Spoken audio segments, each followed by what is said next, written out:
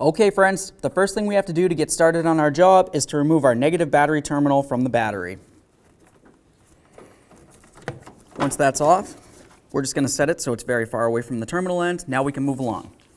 Now the next thing we need to do is locate the EGR valve. That's going to be right here in between your alternator and your AC compressor.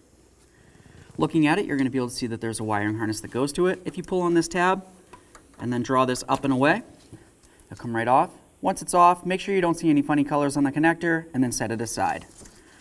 After that's off of there, you're going to see that there's two mounting bolts. There's going to be one located right down here, and then there's going to be one located up in this area right here. I'm just going to use a 10mm with a swivel extension, put it on there, and we'll remove it. One thing that I like to mention before we go ahead and take it off is just to take note of the direction in which the EGR valve is. If you put in your EGR valve in the wrong direction or upside down, it's not going to function properly.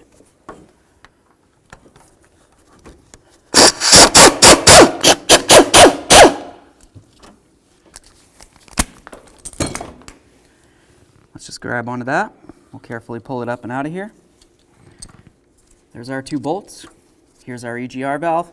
Now looking down in here, you can see where the gasket still is. We need to make sure we get that out of there. We're going to recycle that. And then you need to clean this area right here so we have a nice clean mating surface for our brand new gasket and new EGR valve. To clean up the surface, you could try to use a nice flat blade like this. That'll get off the majority of the heavy stuff, and then after that, just wipe it down with a nice clean rag. Okay friends, now it's going to be time to install our brand new EGR valve. Before we go ahead and install it though, I just want to mention about the gasket itself. You're going to see on one side, it has a little bump up where the holes are, and on the other side, it's the opposite. You want to make sure that you have the side with the bumping out facing towards the engine, and then the side that's the opposite facing towards the EGR valve itself. So, we'll go ahead and we'll put this up against the EGR valve, just like that, so we have the bumps getting ready to go towards the engine.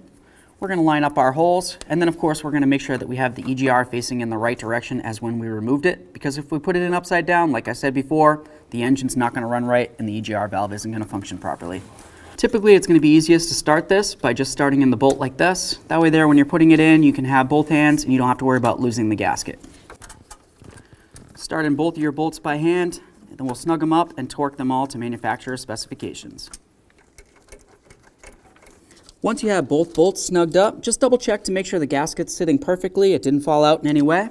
Now let's just go ahead and torque these. We're going to do this in two sequences. The first round is going to be 89 inch-pounds, and then we'll go back around and we'll retorque them both to 18 foot-pounds.